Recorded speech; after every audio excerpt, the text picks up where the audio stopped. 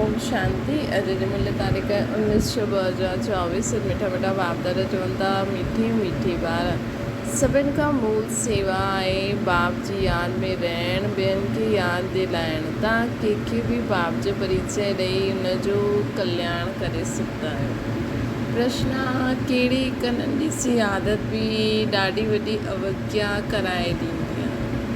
उन सां बचण जी युक्ति छा आहे? उत्तर: अगरि कंहिंमें कुझु छिपाइण जी व चोरी करण जी आदत आहे त बि ॾाढी वॾी अवज्ञा थी वेंदी आहे। चइबो आहे न, कख जो चोर लख जो चोर। लोभ जे वश बुख लॻे त छिपाए करे बिना पुछे खाई वठो, चोरी करे वठो। इहा ॾाढी ख़राबु आदत आहे। इन आदत सां बचण लाइ ब्रह्मा बाप समान ट्रस्टी ठहो। जो बि अहिड़ी आदतियूं आहिनि उहा बाप खे सच सच ॿुधाए ॾियो। ओम शांति। रूहानी बाप वेही रूहानी ॿारनि खे सम्झाईंदा आहिनि। ॿार ॼाणंदा आहिनि असां बेहद जे बाप जे साम्हूं वेठा आहियूं, असां ईश्वरीय परिवार जा आहियूं। ईश्वर निराकार इहे बि ॼाणंदा आहियो। तव्हां आत्म अभिमानी थी करे वेठा आहियो। हाणे हिन में कोई साइंस घमंड व हथयोग आदि करण जी ॻाल्हि न आहे। इहे त बुद्धि जो कमु आहे। हिन शरीर जो कुझु बि कमु न आहे। हठयोग में शरीर जो कमु रहंदो आहे। हिते ॿार सम्झी बाप जे साम्हूं असां वेठा आहियूं। हिते ॿार समझ बाप जे साम्हूं असां वेठा आहियूं। ॼाणंदा आहियूं बाप असांखे पढ़ाईंदा। हिकु त चईंदा आहिनि पंहिंजे खे आत्मा सम्झी बाप खे यादि करो त मिठे ॿार तव्हांजो सभु पाप कटिजी वेंदा। पंहिंजे खे आत्मा सम्झी बाप खे यादि करो त मिठे ॿार तव्हांजा सभु पाप कटिजी वेंदा। ॿियो चकर फिरायो, ॿियनि जी सर्विस करे आप समान ठाहियो। बाप हिकु हिकु खे वेही ॾिसंदा आहिनि कि इहे छा सर्विस करनि था। स्थूल सेवा कंदा आहिनि, सूक्ष्म कंदा आहिनि या मूल सेवा कंदा आहिनि। हिकु हिकु खे बाप ॾिसंदा आहिनि। इहे सभिनि खे बाप जो परिचय ॾींदा आहिनि। मूल ॻाल्हि आहे हर हिकु ॿार खे बाप जो परिचय ॾींदा आहिनि। हर हिकु ॿार खे बाप जो परिचय ॾींदा आहिनि ऐं सम्झाईंदा आहिनि कि बाप चईंदा आहिनि मूंखे यादि करो त तव्हांजा जन्म जन्मांतर जा पाप मिटिजी वेंदा। हर हिकु ॿार खे बाप जो परिचय ॾींदा आहिनि। ॿियनि खे सम्झाईंदा आहिनि कि बाप चईंदा आहिनि मूंखे यादि करो त पाप कटिजंदा। बाबा इहे ॾिसंदा आहिनि असां केतिरो इहे चईंदा आहियूं। केसि ताईं हिन सर्विस में रहंदा आहियूं। पंहिंजे खां भेट कंदा आहियो। सभिनि खां जास्ती सर्विस केरु कंदा आहिनि? छो न मां इन्हनि खां बि जास्ती सर्विस करां, इन्हनि सां बि जास्ती यादि जी यात्रा में दौड़ी पाइणु सघंदो आहियां। वरना हर हिक खे बाबा ॾिसंदा आहिनि। बाबा हर हिक सां समाचार पुछंदा आहिनि, छा सेवा कंदा आहिनि। कल्ह बाबा जो वरदान हुयो। बाबा चयो हुई कि सर्विस जो बि इहा हद जी इच्छायूं न रखणियूं, न कि मुंहिंजो मतिलबु सर्विस में बि चई न बाबा कि असांजो नाम मान शान थिए। मतिलबु निस्वार्थ भाव सां सर्विस बि करो, लेकिन सर्विस में बि स्वार्थ न हुजणो खपे। इन भाव सां करो कि इन्हनि आत्माउनि खे बाप जो परिचय मिले। इहे बि बाबा खे यादि करे वरसो वठी वठनि, पंहिंजे पाप धोई छॾनि। हर हिक खे बाबा ॾिसंदा आहिनि। बाबा हर हिक सां समाचार पुछंदा आहिनि, छा सर्विस कंदा आहियो। कोई खे बाप जो परिचय ॾेई हुनजो कल्याण कंदा आहियो। टाइम वेस्ट त न कंदा आहियो। मूल ॻाल्हि आहे ही इहा, हिन समय सभु आर्फन आहिनि। बेहद जे बाप खे कोई ॼाणंदो ई न आहे। बाप सां वरसो त ज़रूरु मिलंदो आहे न। त तव्हां ॿारनि खे मुक्ति, जीवन मुक्ति धाम ॿई बुद्धि में हुजणा खपनि। ॿई बुद्धि में हुजणा खपनि। ॿारनि खे इहे बि सम्झाइणो आहे कि असां हाणे पढ़ूं था। ॿारनि खे इहे बि सम्झाइणो आहे कि असां हाणे पढ़ूं था, पोइ स्वर्ग में अची करे जीवन मुक्ति जो राज्य भाग्य वठंदासीं।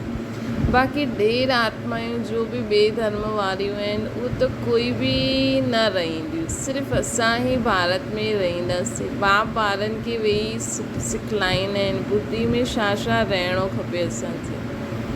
हिते तव्हां संगम ते वेठा आहियो त खाइण पीअण बि शुद्ध पवित्र खपे। ॼाणंदा आहियो असां भविष्य में सर्वगुण संपन्न 16 कला संपूर्ण निर्विकारी ठहींदासीं। ॼाणंदा आहियो कि असां भविष्य में सर्वगुण संपन्न 16 कला संपूर्ण निर्विकारी ठहींदासीं। इहा महिमा शरीरधारी आत्माउनि जी आहे, सिर्फ़ु आत्माउनि जी महिमा त न आहे न।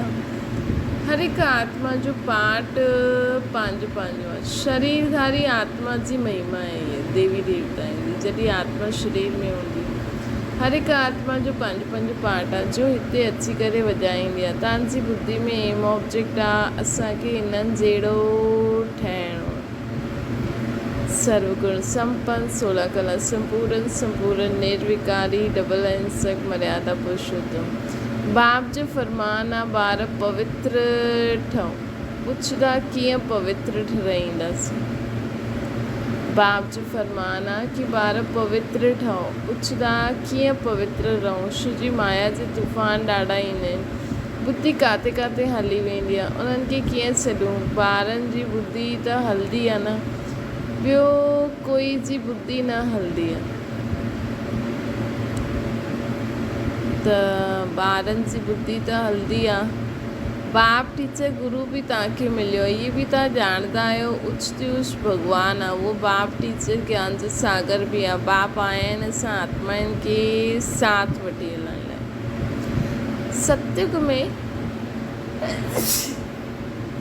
सत्युग में ॾाढा थोरा देवी देवता रहंदा आहिनि। इहे ॻाल्हियूं तव्हांजे सवाइ ॿियो कोई कंहिंजी बुद्धि में न हूंदी। तव्हांजी बुद्धि में आहे कि विनाश खां पोइ असां ई थोरा हूंदासीं ऐं एतिरा सभु धर्म खंड आदि न हूंदा। असां ई विश्व जा मालिक हूंदासीं। असांजो ई हिकु राज्य, असां ई पूरे विश्व जा मालिक हूंदासीं। असांजो ई हिकु राज्य हूंदो, ॾाढो सुख जो राज्य हूंदो। बाक़ी हुन में वैराइटी पद वारा हूंदा। असां ई विश्व जा मालिक हूंदासीं। असांजो ई हिकु राज्य हूंदो, ॾाढा सुख जो राज्य हूंदो। बाक़ी उन्हनि में वैराइटी पद ज़रूरु हूंदा। असांजो छा पद हूंदो। असां केतिरी रुहानी सेवा कंदा आहियूं। बाप बि पुछंदा आहिनि ईअं न बाबा अंतर्यामी आहे। ॿार हर हिकु ख़ुदि सम्झी सघंदा आहिनि असां छा करूं था। ज़रूरु सम्झंदा हूंदा। पहिरें नंबर में सेवा त इहे दादा ई करनि था न श्रीमत ते। घड़ी घड़ी बाप सम्झाईंदा आहिनि मिठे मिठे ॿार पंहिंजी खे आत्मा सम्झो, देह अभिमान छॾो। आत्मा केतिरो समय सम्झंदा आहियूं इहो पको करिणो। मां सॼो ॾींहुं ख़ुदि खे आत्मा केतिरो समय सम्झंदी आहियां, इहे असांखे पको करिणो। त इहे चेक करो कि असां केतिरो समय सॼो ॾींहुं आत्मा सम्झंदा आहियूं। असां आत्मा आहियूं। मां आत्मा ॾिसां थी, मां आत्मा खायां थी, मां आत्मा बाप सां गॾु वेठी आहियां। हाणे ज्ञान ॿुधां थी, ज्ञान ॿुधायां थी, इहो कमु करां थी। मां आत्मा इन पेरनि सां हलां थी। बाप खे यादि करिणो आहे न, इन सां ई बेड़ो पार आहे। यादि कंदे कंदे पुराणी दुनिया सां नई दुनिया में हलंदासीं। यादि कंदे कंदे पुराणे बाबा खे यादि कंदे कंदे पुराणी दुनिया सां परम धाम में हली करे पोइ नई दुनिया में अची वेंदासीं। हाणे बाक़ी थोरो समय आहे, पोइ असां पंहिंजी सुखधाम में हलंदासीं। मुख्य रुहानी सेवा आहे सभिनि खे बाप जो परिचय ॾियणु। इहा सभिनि खां सहज ॻाल्हि आहे। स्थूल सर्विस करण में, भोजन ठाहिण में, भोजन खाइण में बि महिनत लॻंदी आहे। इन में त महिनत जी कोई ॻाल्हि कोन्हे। सिर्फ़ु पंहिंजे खे आत्मा सम्झणो आहे। आत्मा अविनाशी, शरीर विनाशी। आत्मा ई सॼो पाठ वॼाईंदी आहे न। ये शिक्षा बाप हिकु ई बार अची करे ॾींदा आहिनि। जबकि विनाश जो समय हूंदो आहे। नई दुनिया आहे ई देवी देवताउनि जी। उन में ज़रूरु असांखे वञिणो आहे। बाक़ी सॼी दुनिया जी आत्मायूं शांति धाम में हली वेंदियूं। इहा पुराणी दुनिया रहंदी न। तव्हां नई दुनिया में हूंदा त पुराणी दुनिया जी यादि हूंदी, कुझु बि न हूंदी। असां नई दुनिया में हूंदासीं त पुराणी दुनिया जी कुझु बि यादि न हूंदो असांखे। तव्हां स्वर्ग में ई हूंदो, राज्य कंदा हूंदो। इहा बुद्धि में रहण सां ख़ुशी थींदी आहे। असां स्वर्ग में ई हूंदासीं ऐं हुते ई राज्य कंदासीं। इहा बुद्धि में रहण सां ख़ुशी हूंदी आहे। स्वर्ग खे अनेक नाम ॾिना अथनि, नर्क खे बि अनेक नाम ॾिना अथनि। पाप आत्माउनि जी दुनिया, हेल, सुखधाम, स्वर्ग जो नाम स्वर्ग, पुण्य आत्माउनि जी दुनिया सुखधाम, सोने जी चुड़िया, सोने जी दुनिया। हाणे तव्हां ॿार ॼाणंदा आहियो बेहद जो बाप हिकु ई आहे। असां उन्हनि जी सिकिल जा ॿार आहियूं त अहिड़े बाप सां लव बि ॾाढो हुजणो खपे। बाप जो बि ॾाढो लव आहे ॿारनि में, जो ॾाढी सर्विस कंदा आहिनि, काटन की फूल ठाहींदा आहिनि, मनुष्य सां देवता ठाहींदा आहिनि। बाप ख़ुदि न ठाहींदा आहिनि, असांखे ठाहिणा आहिनि त अंदरि में ॾाढी ख़ुशी हुजणी खपे। स्वर्ग में असां कहिड़ो पद पाईंदासीं? असां छा सर्विस कंदा आहियूं? घर में नौकर चाकर आहिनि, उन्हनि खे बि पहचान ॾियणी आहे। जे ख़ुदि कनेक्शन में ईंदा उन्हनि खे शिक्षा ॾियणी खपे। सभिनि जी सेवा करणी खपे। अपलायनि जी, ग़रीबनि जी, भीलियनि जी। ग़रीब त ॾाढा आहिनि, उहे सुधरी वेंदा। कोई पाप आदि न कंदा, न त पाप कर्म कंदा रहंदा आहिनि। ॾिसंदा आहिनि झूठ चोरी बि केतिरी आहे न। नौकर माण्हू बि चोरी करे वठंदा आहिनि, न त घर में ॿार आहिनि तालो छो लॻाइनि। परंतु अॼुकल्ह जा ॿार बि चोर ठही वेंदा आहिनि। कुझु न कुझु छिपाए करे उठाए वठंदा आहिनि। कंहिंखे बुख लॻंदी आहे त लालच जे कारण खाई वठंदा आहिनि। लोभ वारा ज़रूरु कुझु चोरी करे खाईंदा हूंदा। लोभ वारा ज़रूरु कुझु चोरी करे खाईंदा हूंदा। इहे त शिव बाबा जो भंडारो आहे। हिन में त पाई जी बि चोरी न करणी खपे। ब्रह्मा त ट्रस्टी आहे, बेहद जो बाप भॻवान तव्हां वटि आया आहिनि। भॻवान जे घर में कॾहिं कोई चोरी कंदो हूंदो? स्वप्न में बि न हूंदो। स्वप्न में बि न हूंदो। त असांखे बाबा चवनि था की कॾहिं कॾहिं इहे नंढा ॿार न हूंदा हुया त असां त वॾा बि थी विया आहियूं, सम्झ बि आहे। त हिन करे असांखे कॾहिं बि छुपाए करे चोरी न करणी खपे। स्वप्न में बि न हूंदो कि असां कोई दुनिया में भॻवान जे घर में चोरी करे। तव्हां ॼाणंदा आहियो उच ते उच शिव भॻवान, उन्हनि जा असां ॿार आहियूं त असांखे दैवी कर्म करिणो खपे न। तव्हां चोरी करण वारनि खे बि जेल में वञी करे ज्ञान ॾींदा आहियो। त अॼु बाबा सर्विस जे लाइ बि युक्ति ॿुधाइनि था कि जेल में वञी करे बि सेवा करे सघंदा आहियो। वैसे त कंदा ई आहिनि, पर असांखे अॼु बाबा स्पेशली चवनि था हिते छा चोरी कंदा।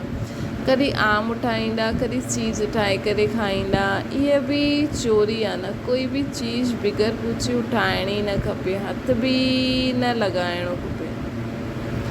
शिव बाप असांजो बाप आहे, उहो ॿुधंदा आहिनि, ॾिसंदा आहिनि, पुछंदा आहिनि ॿारनि में कोई अवगुण त न आहे? अगरि कोई अवगुण आहे त ॿुधायो, दान में ॾियो। दान में ॾेई करे पोइ कोई अवज्ञा कंदव त ॾाढो सजायूं खाईंदव। बाबा चवनि था दान में ॾेई छॾ मूंखे कोई बि अवगुण। चोरी जी आदत ॾाढी बुरी हूंदी आहे। सम्झो कोई साइकिल उठाईंदा आहिनि, पकड़जा वेंदा आहिनि त उन्हनि खे पकड़े छॾंदा आहिनि। कोई दुकान में विया, बिस्किट जो डिब्बो छुपाए करे खणी आया, कोई नंढी नंढी चीजियूं छुपाए करे खणी ईंदा आहिनि। दुकान वारा ॾाढी संभाल रखंदा आहिनि। त इहा बि ॾाढी वॾी गवर्नमेंट आहे, पांडव गवर्नमेंट, पंहिंजो दैवी राज्य जी स्थापना करनि था न। बाप चईंदा आहिनि मां त राज्य न कंदो आहियां, तव्हां पांडव ई राज्य कंदा आहियो। बाप चईंदा आहिनि मां त राज्य न कंदो आहियां, तव्हां पांडव ई राज्य कंदा आहियो। उन्हनि पोइ पांडवपति श्री कृष्ण खे चई छॾियो त पांडव पिता केरु था ॼाणंदा आहियो, साम्हूं वेठा आहिनि, हर हिक जे अंदर में सम्झी सघंदा आहिनि असां बाबा जी छा सेवा कंदा आहियूं। बाबा असांखे विश्व जी बादशाही ॾेई ख़ुदि वानप्रस्थ में हली वेंदा आहिनि, केतिरो निष्काम सेवा कंदा आहिनि, सभु सुखी शांत थी वेंदा आहिनि। उहो त सिर्फ़ु चईंदा आहिनि विश्व में शांती हुजे, शांती जी प्राइज़ ॾींदा रहंदा आहिनि। हिते तव्हां ॿार ॼाणंदा आहियो असांखे ॾाढी भारी प्राइज़ मिलणी आहे। वो तो सिर्फ़ु थोरो बहुत कमु कंदा आहिनि, थोरो लेक्चर ॾींदा आहिनि, हा ईअं ईअं विश्व में शांती थियणी खपे त उहो कंदा आहिनि। लेकिन हिते त बाबा पूरी विश्व खे सभिनि खे ई शांत कराइण जे लाइ असांखे सेवा कराइनि था, त असांखे सभिनि खां वॾी प्राइज़ मिलंदी आहे। जो सुठी सर्विस कंदा आहिनि उन्हनि खे ॾाढी वॾी प्राइज़ मिलंदी आहे। ऊच ते ऊच सेवा आहे, बाप जो परिचय ॾियणु, इहे त कोई बि करे न सघंदो आहे। ॿारनि खे इहे देवता ठहिणो आहे त सेवा बि करणी खपे। इन्हनि खे ॾिसो, इहो बि लौकिक परिवार वारो हुयो न, इन्हनि सां बाबा कराईं, इन्हनि में प्रवेश इन्हनि खे बि चईंदा आहिनि त तव्हांखे बि चईंदा आहिनि कि इहे करो। असांखे कीअं चईंदा, असां में त प्रवेश थी करे कराईंदा आहिनि। ब्रह्मा बाबा सां त कराईंदा आहिनि, छोकी हुननि में प्रवेश आहे न, करन करावन आहे न। वेठे वेठे चईं इहे छॾो, इहे त छीछी दुनिया आहे, हलो वैकुंठ में। बाबा ब्रह्मा बाबा त पंहिंजो बिज़नेस पिया करनि ऐं अचानक शिव बाबा आया ऐं चईं इहे छॾो, इहे छीछी दुनिया आहे, हलो असां वैकुंठ में हलूं था। हाणे वैकुंठ जो मालिक ठहिणो आहे, बसि वैराग्य अची वियो। सभु सम्झंदा हुया इन्हनि खे छा थियो, एतिरो सुठो ज़बरदस्त फ़ाइदे वारो वापारी इहे छा थो करे, पतो थोरी हुयो कि इहे छा वञी करे कंदा। छॾंदा छॾणु कोई वॾी ॻाल्हि थोरी आहे। बाबा छॾणु कोई वॾी ॻाल्हि थोरी आहे, बसि सभु कुझु त्यागे ॾिनो ऐं सभिनि खे बि त्याग कराईं, बच्ची खे बि त्याग कराईं। हाणे इहे रूहानी सर्विस करणी आहे, सभिनि खे पवित्र ज़रूरु ठहिणो आहे। सभु चईंदा हुया असां ज्ञान अमृत पीअण वेंदा आहियूं, नाम माता जो वठंदा हुया, ओम राधे वटि ज्ञान अमृत पीअण वेंदा आहियूं। कीअं इहे युक्ति रची, शिव बाबा इन्हनि में प्रवेश करे केतिरी वॾी युक्ति रची न। जो कोई ईंदो ज्ञान अमृत पींदो, ये भी गायना अमृत छोड़ विख काहे को खाए। बाबा चईं ये भी गायना न अमृत छोड़ विख काहे को खाए। विख छॾे ज्ञान अमृत पी करे पावन देवता ठहिणो। असांखे हाणे विष छॾे करे ज्ञान अमृत पी करे पावन देवता ठहिणो। शुरू सां इहा ॻाल्हि हुई, कोई बि ईंदो हुयो त उन्हनि खे चईंदा हुया पावन ठहो, अमृत पीअणो आहे त विष खे छॾे ॾियो, पावन वैकुंठ जो मालिक ठहिणो आहे त हिक खे ई यादि करिणो,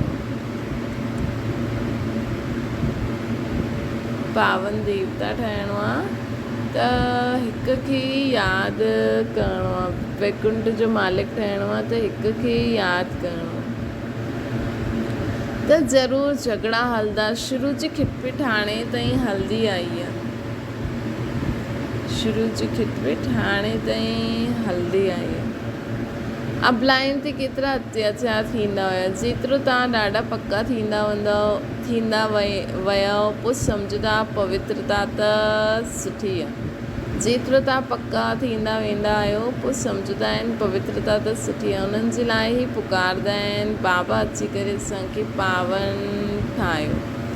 पहिरियों तव्हांजी बि कैरेक्टर छा हुया, हाणे छा था ठहूं। अॻियां त देवताउनि जे अॻियां वञी करे चईंदा हुया असां पापी आहियूं, हाणे ईअं न चईंदा, छो जी तव्हां ॼाणंदा आहियो असां हाणे ठहूं था। ॿारनि खे पाण खां पुछणो खपे असां केसि ताईं सेवा कंदा आहियूं। जीअं भंडारी आहे, तव्हांजे लाइ केतिरी सेवा कंदा आहिनि, केतिरा उन्हनि जो पुण्य ठहींदो आहे न। ॾाढनि जी सेवा कंदा आहिनि त सभिनि जी आशीर्वाद उन्हनि ते वेंदी आहे। ॾाढी महिमा लिखंदा आहिनि भंडारी जी त कमाल आहे, केतिरो प्रबंध रखंदा आहिनि। इहे त थी स्थूल सर्विस, सूक्ष्म बि करणी खपे। ॿार चईंदा आहिनि बाबा इहे पंज भूत ॾाढा तिखा आहिनि जो यादि में रहण न ॾींदा आहिनि। बाबा चईंदा आहिनि ॿार शिव बाबा खे यादि करे भोजन ठाहियो। हिकु शिव बाबा जे सवाइ ॿियो कोई बि न हुजिणो खपे, उहो ई सहायता कंदा आहिनि। गायन बि आहे न, शरण परे तेरी। सत्य में थोरी ईअं चईंदासीं। हाणे तव्हां शरण में आया आहियो, कोई खे भूत लॻंदो आहे त ॾाढो पीड़ित कंदो आहे, मतिलबु उहो अपवित्र अशुद्ध सोल ईंदी आहे। त इन करे असांखे बाबा जी यादि में रहंदासीं न त अहिड़ी कोई आत्मा असांखे परेशान बि न कंदी। तव्हांखे त केतिरा भूत लॻल आहिनि, काम क्रोध लोभ मोह अहंकार न, उहो भूत त चलो हली बि वेंदा, लेकिन ये काम क्रोध लोभ मोह अहंकार त पतो बि आहे। बाबा खे यादि कंदा बि आहियूं त बि इन्हनि खे भॼाइण में पूरो इन्हनि जी अविद्या थियण में, पंहिंजी आत्मा खे हिकदमि मुक्त साफ़ बेदाग हीरो ठाहिण में केॾी महिनत लॻंदी आहे। इहे ई त पुरुषार्थ आहे। पतो आहे काम क्रोध लोभ मोह अहंकार विकार बुराई ग़लति आहिनि, असां छॾण बि चाहियूं था त बि पुरुषार्थ करे करे ई इन्हनि सां मुक्त थियणो न। बाबा चईंदा आहिनि अंत ताईं असांखे परेशान करणु ईंदा, परीक्षा वठणु ईंदा। त सोचो इहे भूत तव्हांखे ॾाढो पीड़ित कंदा आहिनि, इहे भूत तव्हांखे ॾाढो ई पीड़ित कंदा आहिनि। उहो अशुद्ध सोल त कोई कोई खे तंग कंदी आहे। तव्हांखे त पतो आहे इहे पंज भूत 2500 वर्ष सां हलंदा आया आहिनि। तव्हां केतिरो तंग थी विया आहियो न। हिन पंज भूतनि कंगाल ठाहे छॾियो अथनि। देह अभिमान जो भूत सभिनि खां नंबर 1 आहे। काम जो बि ॾाढो वॾो भूत आहे, काम जो बि ॾाढो वॾो भूत आहे। उन्हनि तव्हांखे केतिरो सतायो आहे, इहे बि बाबा बतलायो अथई। काम विकार केॾो माण्हुनि खे सताईंदो आहे न, इहे बि बाबा बतलायो अथई।